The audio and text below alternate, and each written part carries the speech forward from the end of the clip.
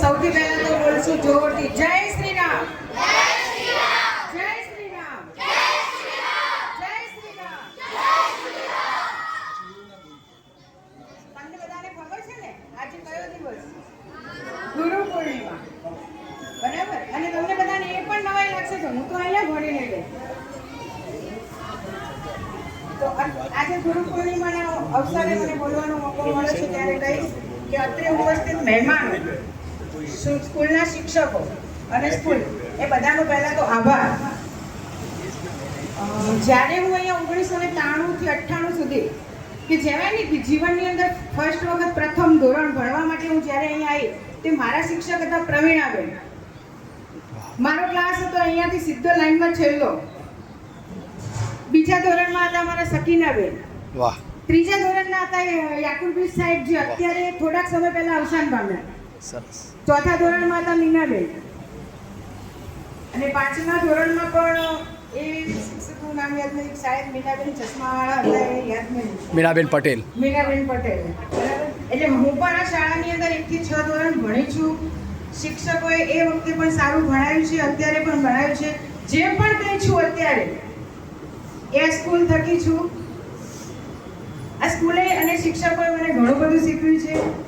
એ સ્કૂલના એ સમયના શિક્ષકોમાં અત્યારે મારા ગુરુજી ચંદુભાઈ એતીડી, જે એ વખતના શિક્ષક હતા, જે મારા ગુરુ હતા, જેમણે મને ચિત્ર શીખવાડ્યું હતું. એમના જેવું તો મને આવડ્યું નહીં, થોડું પણ 1% પણ શીખવ્યું હતું.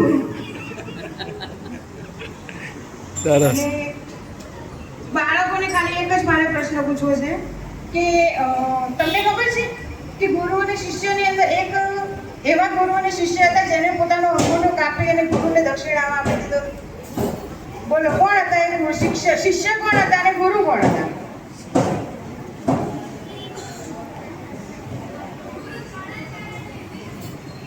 ઉભા થઈને બોલો.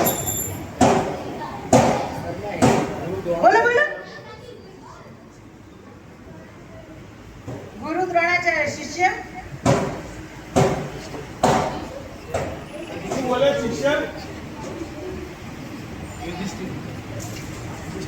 શિષ્ય હતા એકલવ્ય. પછી તમને ખબર છે કે એવા એક વ્યક્તિ હતા જેમને પોતાના જીવનમાં 24 ગુરુ બનાવ્યા હતા. કોણ હતા? દત્તાત્રેય. તો આપણને ગુરુ જોડેથી ઘણું બધું શીખવા મળે છે અને શીખવા પણ મળે છે. તો આપણે સૌપ્રથમ જેમ આપણા જીવનના પ્રથમ ગુરુ આપણા માતા પિતા અને બીજા ગુરુ આપણા શિક્ષકો, તો હંમેશા માતા પિતાનું અને શિક્ષકોનું સન્માન કરીએ. બસ આટલું જ.